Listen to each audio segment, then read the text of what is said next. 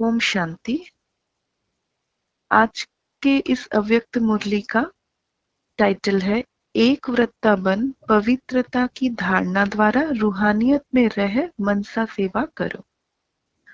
तो बाबा कहते आज रूहानी बाप चारों ओर के रूहानी बच्चों की रूहानियत को देख रहे हैं। हर एक बच्चे में रूहानियत की झलक कितनी है। रूहानियत नैनों से प्रत्यक्ष होती है। रूहानियत नैनों से प्रत्यक्ष होती है। रूहानियत की शक्ति वाली आत्मा सदा नैनों से औरों को भी रूहानी शक्ति देती है।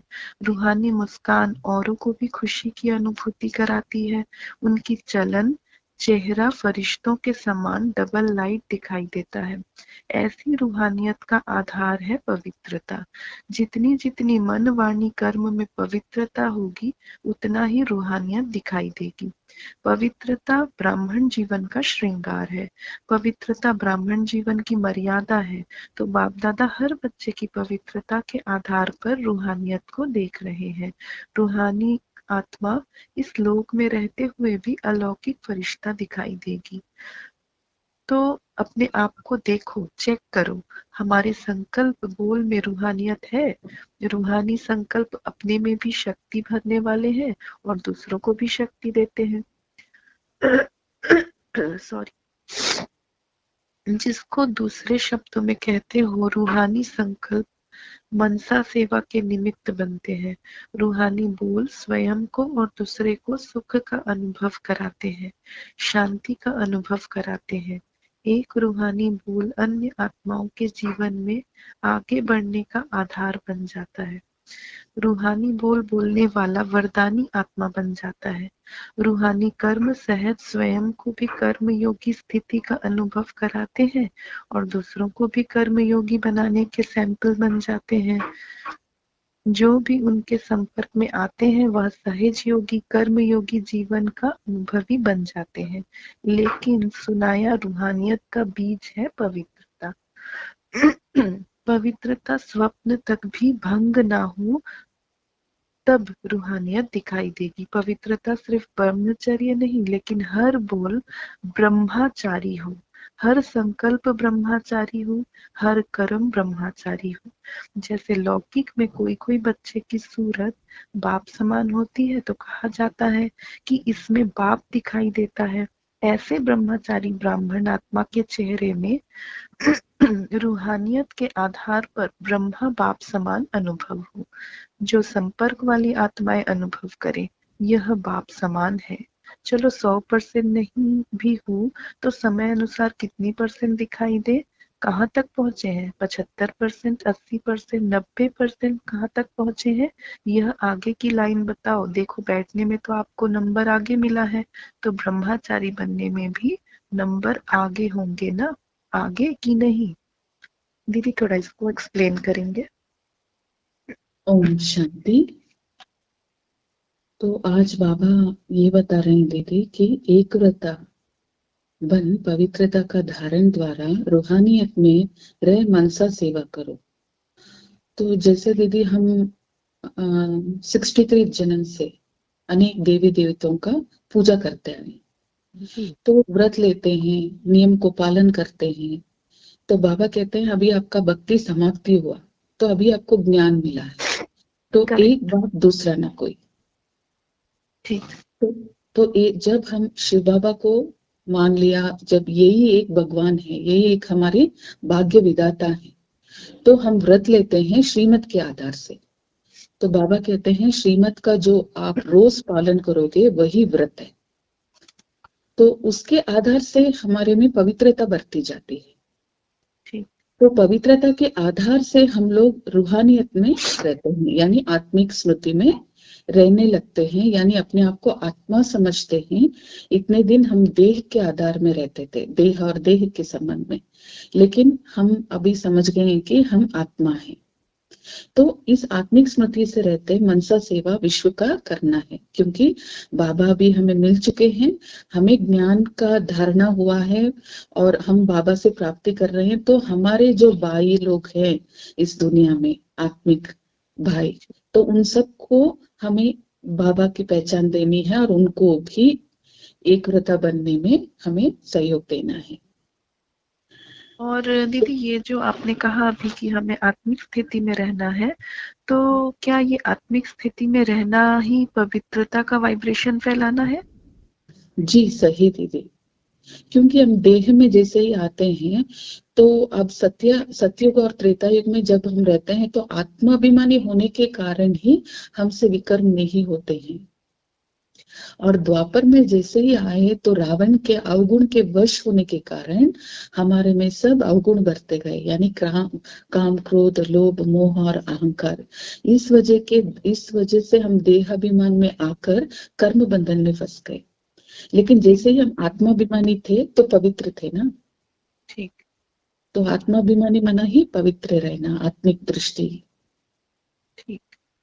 क्योंकि तो पवित्रता ही आधार है हमारा शक्ति पाने में, है ना। कोई भी हम शक्ति को भगवान से गेन कर रहे हैं तो वो भी हम तब तक नहीं कर सकते जब तक हम पवित्र नहीं होते। और पवित्रता पाने के लिए सबसे पहले तो हमें अपने आप को आत्मा रूप में देखना होगा, दूसरों को भी आत्मा रूप में देखना होगा। जी जी बिल्कुल सही। तो इस बात की समझ हमें पहले, जब हम बुद्धि को बाबा के साथ जोड़ेंगे तब जाके हमें मिलता है ना। जी तो बिल्कुल। इसके लिए बाबा कहते हैं कि एक व्रता जब आप बनोगे तब आपको पवित्रता की पहचान, सही पहचान मिलेगी। तब जाके आप अपने आप में पवित्रता की धारणा कर सकोगे और उस एकदम स्थिति में रह पाओगे। ठीक। और तो बाबा पवित्रता का भी जो डेफिनेशन देते हैं बाबा कि केवल मात्र ब्रह्मचर्य व्रत पालन करने से ही पवित्रता धारण नहीं होती, वह तो एक पार्ट है मात्र। पवित्रता का एक अंश है ब्रह्मचर्य व्रत पालन करना, लेकिन और भी उसके पार्ट्स हैं। जैसे कि हमारा बोल, हमारा हर एक संकल्प ब्रह्मचारी हो। तो ब्रह्मचारी से मतलब ये है कि जिसका आचरण ब्रह्मा जैसे हो वह होता है ब्रह्मचारी। जी तो जी हमारे हर एक संकल्प इतना शुद्ध हो, सबके लिए शुभ भावना हो, शुभ कामना हो, तब ऐसे संकल्प को ही जब हम अपने बोल में लाते हैं, इतना हमारा बोल शुभ हो सबके प्रति और हमारा कर्म भी शुभ हो सबके प्रति, तब जाके ये पूरी पूरी पवित्रता की धारणा होती है। क्योंकि पवित्रता जो है, अगर हम इस सृष्टि में जितनी भी आत्माएं हैं उन सब में से सिर्फ एक के लिए भी अगर बुरी बात अपने मन में रखते हैं, सिर्फ एक के लिए, जो इतने 800 करोड़ से भी ज्यादा मनुष्य आत्माएं होंगे अभी सृष्टि पे, तो उसमें से सिर्फ एक के प्रति भी अगर हम गलत भाव रखते हैं तो बाबा कहते हैं तो भी तुम संपूर्ण पवित्र नहीं हो। जी इसलिए अपनी बिल्कुल बुद्धि सही। को, मन बुद्धि को एकदम एकदम बिल्कुल साफ रखना है, बिल्कुल पवित्र रखना है, अपने प्रति भी और हर एक के प्रति भी। जी दीदी सही बात है। इसके लिए बाबा यहाँ हमें पहला डायरेक्शन क्या देते हैं कि रूहानियत नैनों से प्रत्यक्ष होती है। यानी करेक्ट। कि पहले जो आंख है ना, यहाँ से ही जी पाप शुरू होता है। जी तो बाबा कहते हैं पहले आपकी आंख में जो दृष्टि है उसको पहले आप पवित्र करो, तब जाके आपकी वृत्ति भी पवित्र हो जाएगी। एकदम सही। तो पहला जो ब्रह्मचर्य का आधार है, रूहानियत है, वो नैनों से निकलनी चाहिए। नैने नैने जब शुद्ध हो जाएंगी, वो सिर्फ आत्मा को ही देखेगी, तो ऑटोमेटिकली ब्रह्मचर्य यानी कि पवित्रता आ जाएगा। एकदम ठीक। तो और आगे दीदी बाबा कहते हैं। और हाँ जी बोलिए। बाबा कहते हैं, आगे कहते हैं दीदी, और हमें दूसरी बात पे ध्यान देना चाहिए कि संकल्प। तो ठीक बात एकदम। जैसे ही हम किसी को देखते तो हमारे नैन और संकल्प, जी ये दोनों भी अगर पवित्र रहेंगे तो हमारी वृत्ति यानी ब्रह्मचर्य ऑटोमेटिकली हमें धारणा हो जाएगी। एकदम सही। तो आगे बाबा कहते हैं, बाप दादा हर बच्चे की पवित्रता के आधार पर रूहानियत देखना चाहते हैं। बाप दादा के पास सबका चार्ट है, बोलते नहीं है लेकिन चार्ट है। क्या क्या करते हैं, कैसे करते हैं, सब बाप दादा के पास चार्ट है। पवित्रता में भी अभी कोई कोई बच्चों की परसेंटेज बहुत कम है। समय के अनुसार विश्व की आत्माएं, आप आत्माओं को रूहानियत का सैंपल देखना चाहती हैं। इसका सहज साधन है, सिर्फ एक शब्द अटेंशन में रखो, बार बार उस शब्द को अपने आप अंडरलाइन करो। वह शब्द है एक वृत्ता भव। जहाँ एक है वहाँ एकाग्रता स्वयं स्वतः ही आ जाती है। अचल अडोल स्वतः ही बन जाते हैं। एक व्रता बनने से एक मत पर चलना बहुत सहज हो जाता है। जब है ही एक व्रता तो एक की मत से एक मति सदगति सहज हो जाती है। एक रस स्थिति स्वतः ही बन जाती है। तो चेक करो, एक व्रता है, सारे दिन में मन बुद्धि एक व्रता रहता है। हिसाब में भी आदि हिसाब एक से शुरू होता है। देखिए बाबा कितना अच्छा बोल रहे हैं। हिसाब में भी आदि हिसाब एक से शुरू होता है। एक बिंदी और एक शब्द, एक अंक लगाते जाओ, एक बिंदी लगाते जाओ तो कितना बढ़ता जाएगा। तो और कुछ भी याद नहीं आवे, एक शब्द तो याद रहेगा ना। समय, आत्माएं, आप एक वृत्त आत्माओं को पुकार रहे हैं। तो समय की पुकार, आत्माओं की पुकार, हे देव आत्माएं सुनने नहीं आती। प्रकृति भी आप प्रकृतिपति को देख देख पुकार रही है, हे प्रकृतिपति आत्माएं अब परिवर्तन करो। यह जो बीच बीच में छोटे छोटे झटके लग रहे हैं, बिचारी आत्माओं को बार बार दुख के भय के झटके नहीं खिलाओ। आप मुक्ति दिलाने वाली आत्माएं, मास्टर मुक्तिदाता कब इन आत्माओं को मुक्ति दिलाएंगे। क्या मन में रहम नहीं आता कि समाचार सुन करके चुप हो जाते हो। बस हो गया, सुन लिया, इसीलिए बाप दादा हर बच्चे का भी मर्सीफुल स्वरूप देखना चाहते हैं। अपनी हद की बातें अभी छोड़ दो, मर्सीफुल बनो, मनसा सेवा में लग जाओ, सकाश दो, शांति दो, सहारा दो।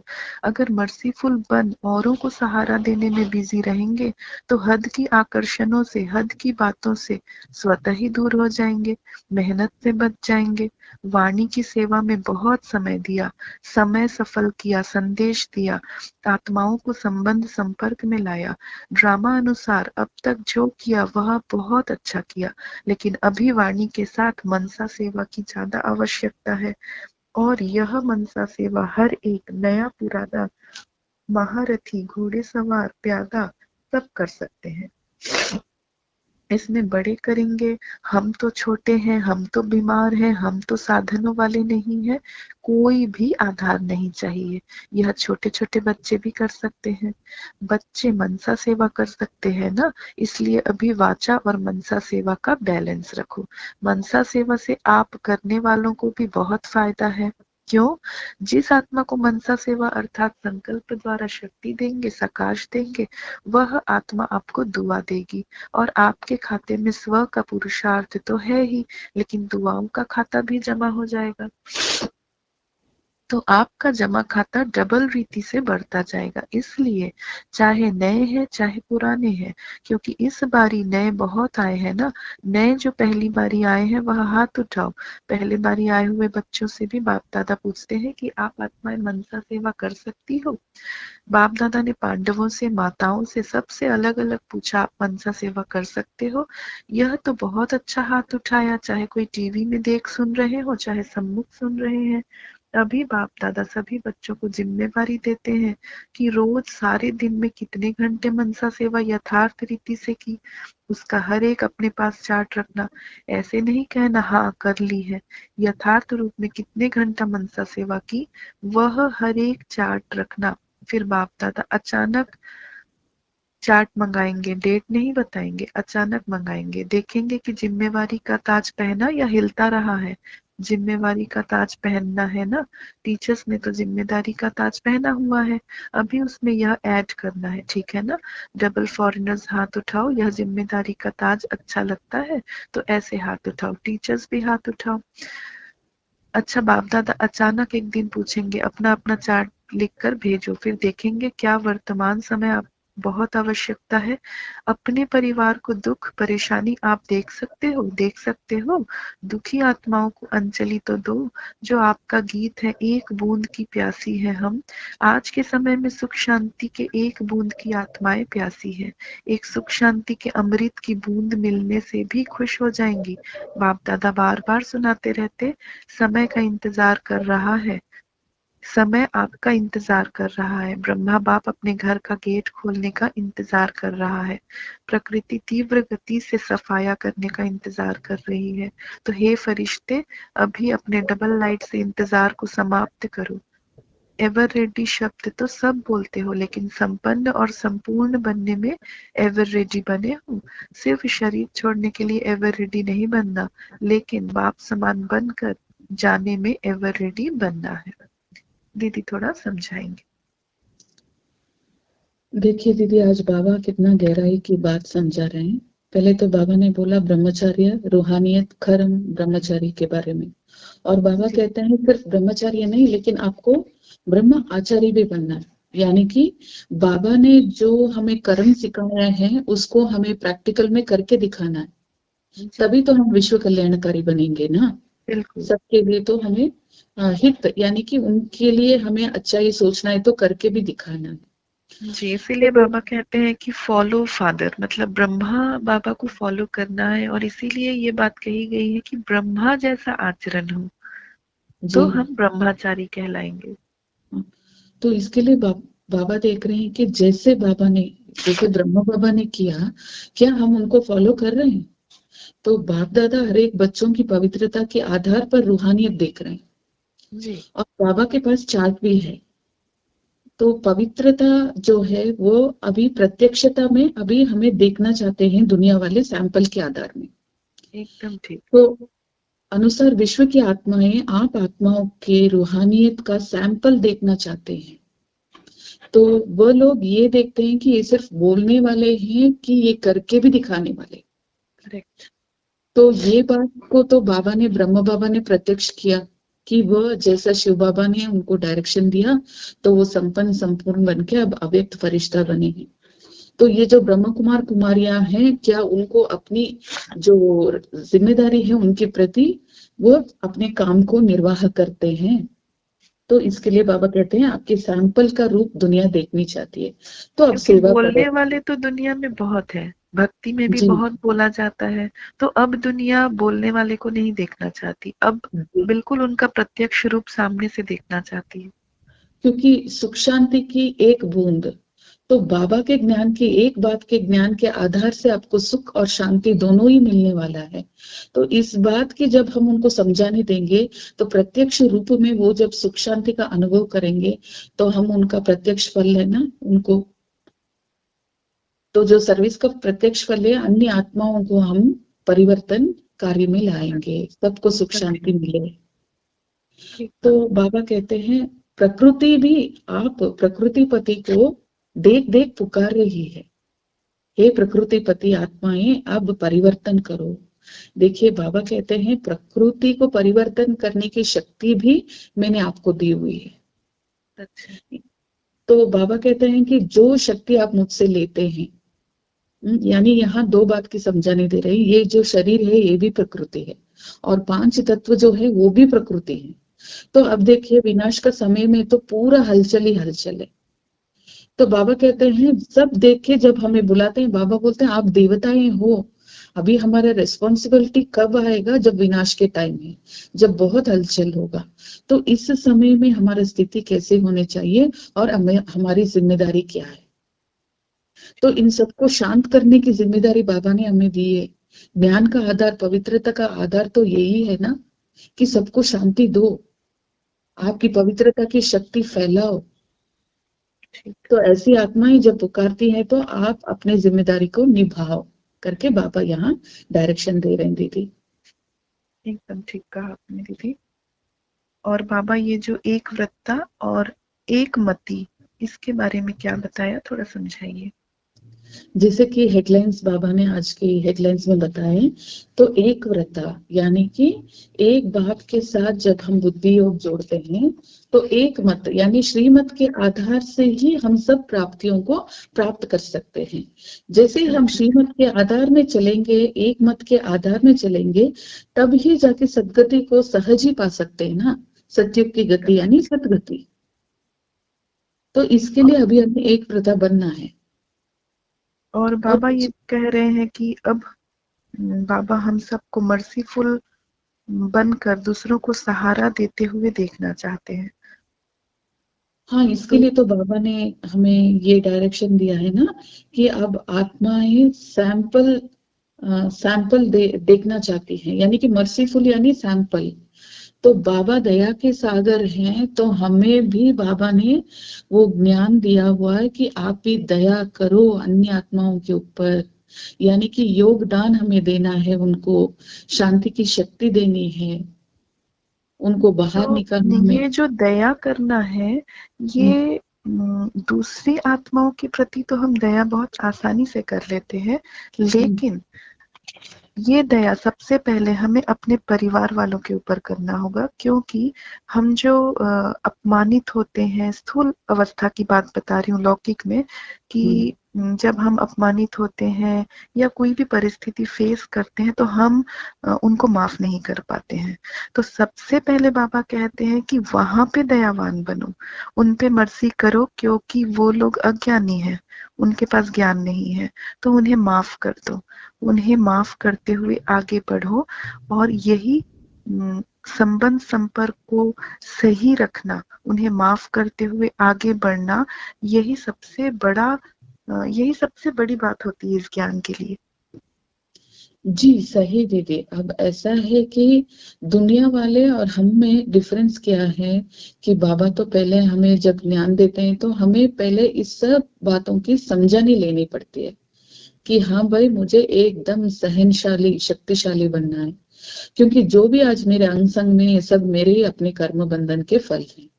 तो पहले जब मैं अपने आप को इस बात से समझा के अपने आप को शांत रखूंगी, तो मेरे साथ में आने वालों को मेरा वाइब्रेशन शांति का जाएगा। तो 4 बार अगर गाली भी देते हैं तो 5वां बार वो अपने आप ही चुप हो जाते हैं कि इनको अगर मैं डांटू तो ये चुप रहते हैं, तो उनका ही मन अंदर ही अंदर खाता रहेगा। ठीक बात। तो वैसे उनका परिवर्तन हो जाता है। तो ये हमारा पहला स्टेप है। तो दूसरा बाबा बोलते हैं कि आप विश्व कल्याणकारी हो, इसके लिए मैंने आपको चुना है। तो घर के प्रति ही नहीं, लेकिन विश्व पूरा जो है वो आपका ही घर है, आपके ही भाई बहन है या फिर भाई भाई हैं। तो वहां भी आपको ये दया की दृष्टि दिखानी चाहिए, क्योंकि हम पूर्वज आत्माएं हैं, सतयुग त्रेता युग में आने वाले हैं। तो द्वापर युग में जो भी आत्माएं आते हैं, उनका जो उद्धार करना होता है वो रिस्पॉन्सिबिलिटी बाबा ने हमको दी हुई है। ठीक बात है। तो ये कार्य बाबा हमें यहाँ चाहते हैं कि आप मर्सीफुल बनो, क्योंकि अगर हम देवी देवता बन रहे हैं तो हमारा जो कार्य होता है वो ये संगम युग पे हमारा मेन रोल होता है। तो इसी के आधार के प्राप्ति से ही तो हमारा पूजा होता है द्वापर से। एकदम सही। तो यहाँ जो बाप ने हमें जिम्मेदारी दी है उसको निभाना है हमें। एकदम ठीक।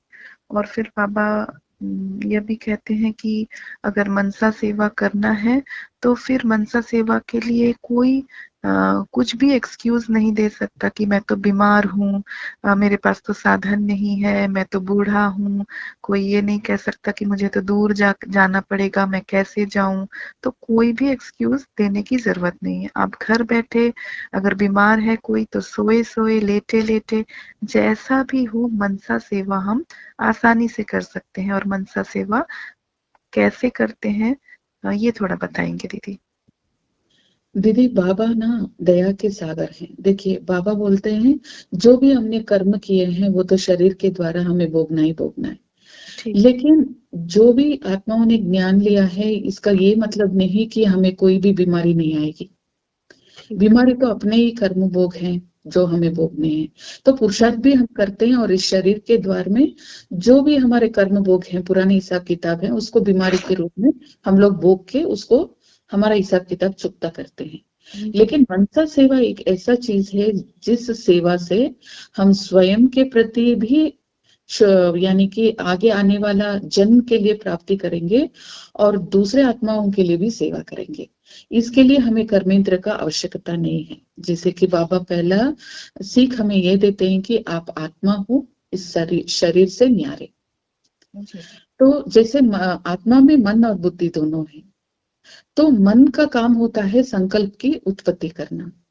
तो जैसे ही हम ब्राह्मण बनते हैं तो हमारा दिव्य बुद्धि बनता है और हमारे मन में सिर्फ शुभ भावना और शुभ कामना ही उत्पत्ति होना चाहिए, और ये हमारे लिए डायरेक्शन दिया गया है बाबा से। क्योंकि वो संकल्प बिगड़ने के कारण ही हम लोग बहुत दुख में आए। तो पहले मन को आप साफ रखो, स्वच्छ रखो, अच्छे संकल्प को उत्पत्ति करो और उसी संकल्प के आधार से उस संकल्प को पहले अपने अंदर धारणा करो, यानी उसके स्वरूप में बनो और वही शक्ति को आप फैलाते जाओ, मनसा शक्ति को, कि सब आत्माओं को शांति मिले, सुख मिले, बाबा को परिचय मिले। तो शरीर का भोग तो एक तरफ, लेकिन मनसा सेवा आप खूब खूब दिल भर के करो ताकि आपकी प्राप्ति हो जाए। मतलब ईश्वर की किरणें, ईश्वर की शक्तिशाली किरणें, पवित्रता भरी किरणें पूरे संसार में फैलाओ। जी। तो आगे बाबा कहते हैं तो यह मधु। जी दीदी, इसमें देखिए बाबा हम पे कितने दया दिखा रहे हैं कि अगर आपका कर्म भोग जो भी हो, कोई बात नहीं, उसके बारे में आप चिंता मत करो, लेकिन आपको प्राप्ति के लिए तो एक राह दे रहा हूँ जिससे आप प्राप्त करके आगे आने वाले जन्म में बहुत सुख भोग सकते हो। एकदम एकदम सही। ठीक। तो बाबा आगे कहते हैं यह मधुबन के सब आगे आगे बैठते हैं। अच्छा है, सेवा भी करते हैं। मधुबन वाले एवर रेडी हैं, हंसते हैं। अच्छा, पहली लाइन वाले महारथी एवर रेडी हैं, बाप समान बनने में एवर रेडी। ऐसे जाना तो एडवांस पार्टी में जाएंगे। एडवांस पार्टी तो न चाहते बढ़ती जाती है। अभी वाणी और मनसा सेवा के बैलेंस में बिजी हो जाएंगे तो ब्लेसिंग बहुत मिलेगी, डबल खाता जमा हो जाएगा, पुरुषार्थ का भी और दुआओं का भी। तो संकल्प द्वारा, बोल द्वारा, वाणी द्वारा, कर्म द्वारा, संबंध संपर्क द्वारा दुआएं दो और दुआएं लो। एक ही बात करो, बस दुआएं देनी है। चाहे कोई बद्दुआ दे तो भी आप दुआ दो, क्योंकि आप दुआओं के सागर के बच्चे हो।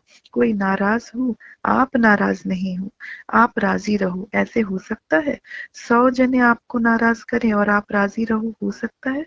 हो सकता है? दूसरी लाइन वाले बताओ, हो सकता है? अभी और भी नाराज करेंगे, देखना पेपर तो आएगा ना। माया भी सुन रही है ना। बस यह व्रत लो, दृढ़ संकल्प लो, मुझे दुआएं देनी है और लेनी है, बस। हो सकता है माया भले नाराज करे ना, आप तो राजी करने वाले हो। तो एक ही काम करो, बस नाराज ना ही होना, ना ही नाराज होना, न करना। करे तो वह करे, हम नहीं हुए।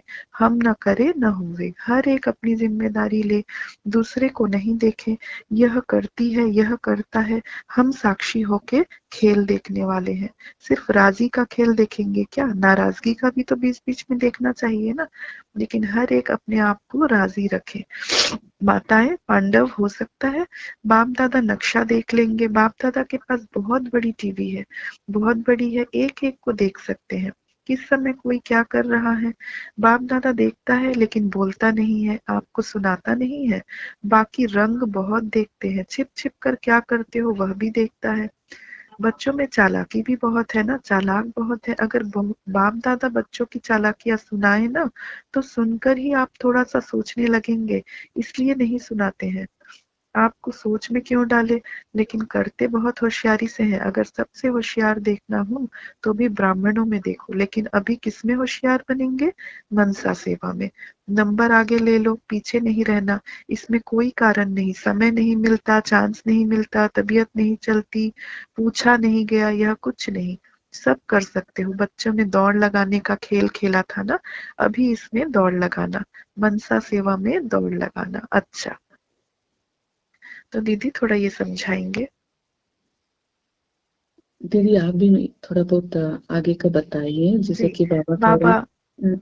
बाबा कहते हैं कि दुआ दो और दुआ लो। तो बाबा अपने कई सारे मुरलियों में भी और इसमें भी बहुत ज्यादा अटेंशन इस बात पे दिलाते हैं कि हमें इस बात की एकदम दृढ़ता रखनी है कि कोई कैसा भी व्यवहार करे मेरे साथ, मुझे उन्हें सिर्फ दुआ ही देनी है।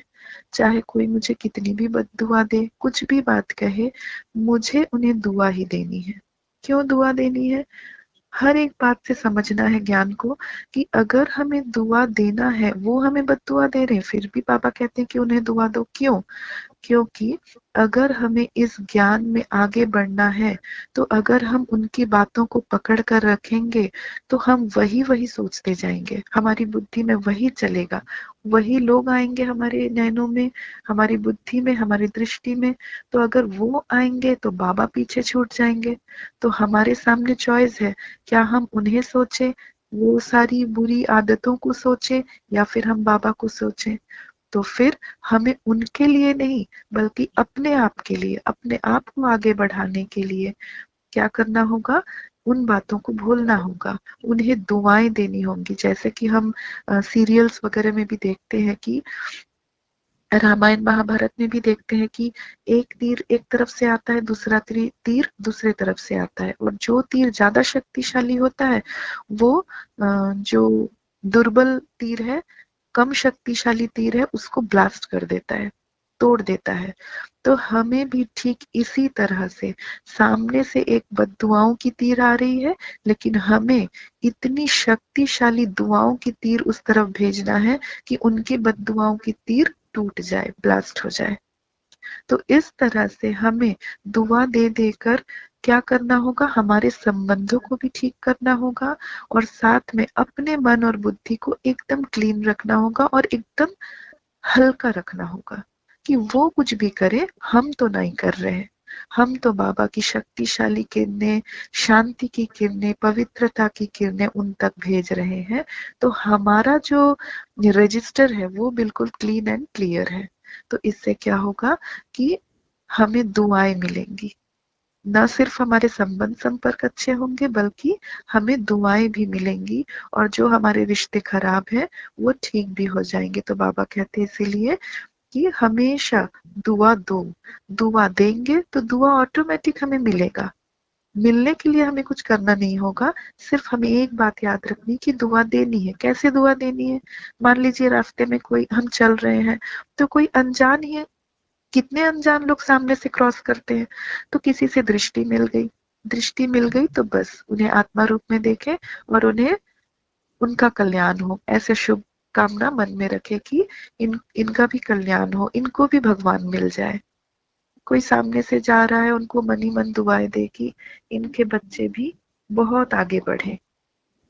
जो बच्चे भी सामने दिखाई पड़ रहे हैं, जैसे हमारे बच्चे स्कूल जाते हैं तो हम उनको सकाश दे, तो साथ में स्कूल में जितने बच्चे हैं, पूरे स्कूल के बच्चे को सकाश दे सकते हैं हम, कि उनका भी अच्छा हो। सारे बच्चे बहुत पढ़ाई में, और इवन वो भी स्पिरिचुअलिटी में आगे बढ़े, आध्यात्मिकता में आगे जाए, उनको भी बाबा मिल जाए।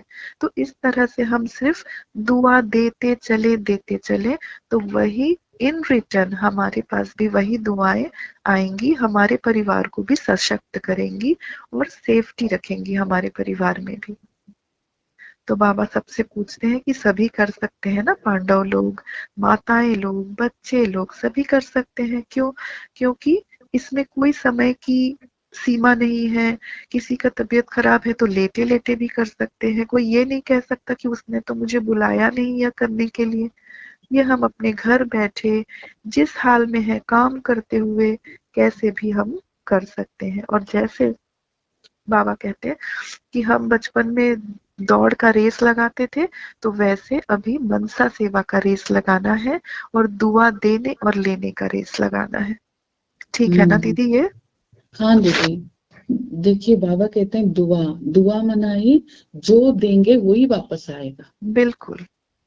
तो जो हम देंगे वो बाबा भी डायरेक्शन दे रहे हैं कि दुआ दो, यानी बद्दुआ नहीं, दुआ। तो क्लियर डायरेक्शन हमें बाबा दे रहे हैं कि दिल से, मन से, आत्मा से, आप एकदम गहराई से आप दुआ दो, तो वही 100 गुना बन के आपको वापस आएगा आशीर्वाद, वही वापस आएगा। जी। और नाराज, अब नाराज के बारे में बात करेंगे तो अब दुनिया तो पूरी नाराज ही है, क्योंकि माया के वश है।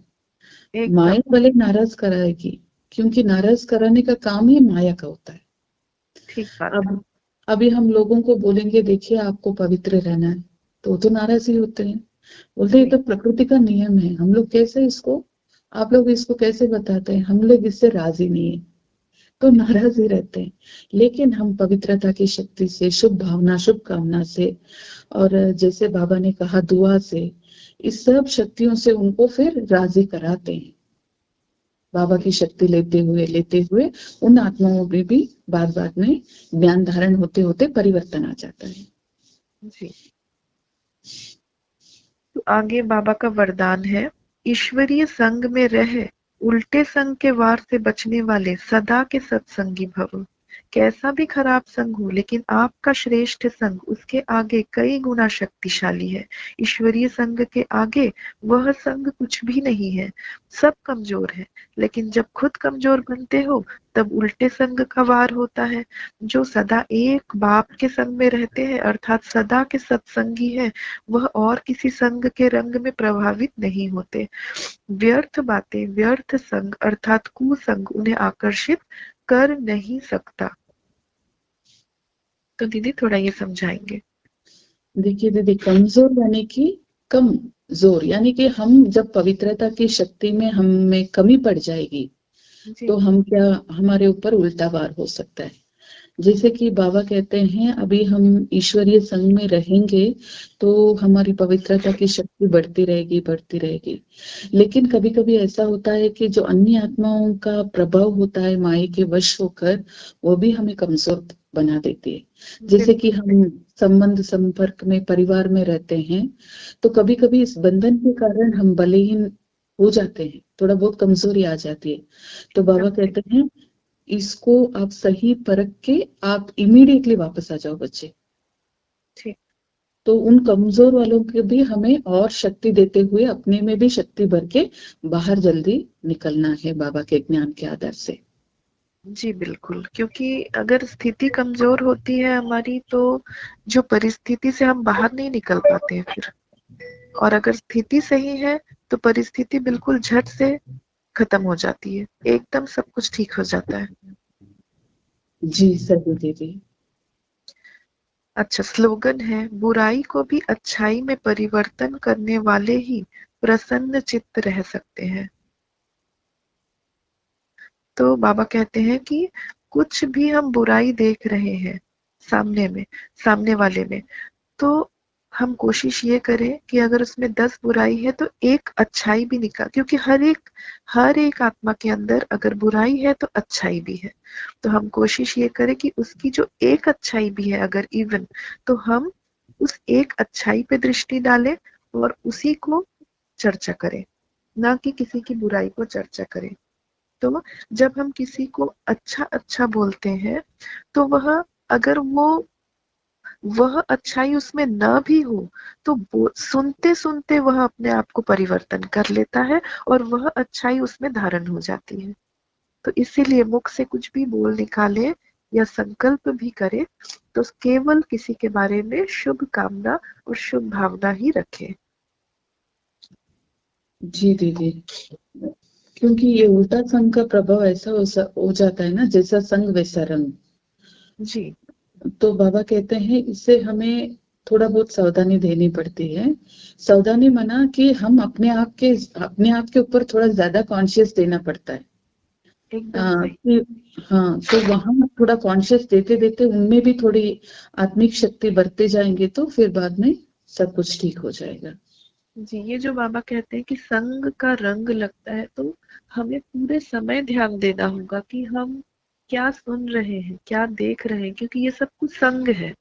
हम क्या देख रहे हैं, हम क्या सुन रहे हैं, हम क्या बोल रहे हैं, ये सब कुछ संग है।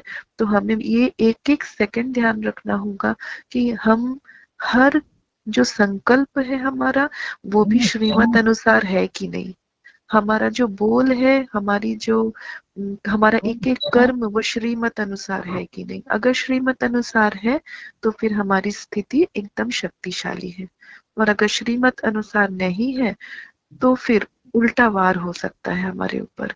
तो इस बात का हमें बहुत ध्यान रखना होगा। और जब हम सबको अच्छा अच्छा सबके बारे में सोचते हैं, सबको अच्छा अच्छा बोलते हैं, तो इससे हमारे अंदर भी परिवर्तन आता है और दूसरों में भी पॉजिटिव परिवर्तन आता है। और ऐसा होने से हम सब खुश रहते हैं, सब प्रसन्नचित्त रहते हैं। जी दीदी। तो ये जो भी ये स्लोगन। वीडियो को स्लोगन हो गया दीदी। अच्छा दीदी, ओके।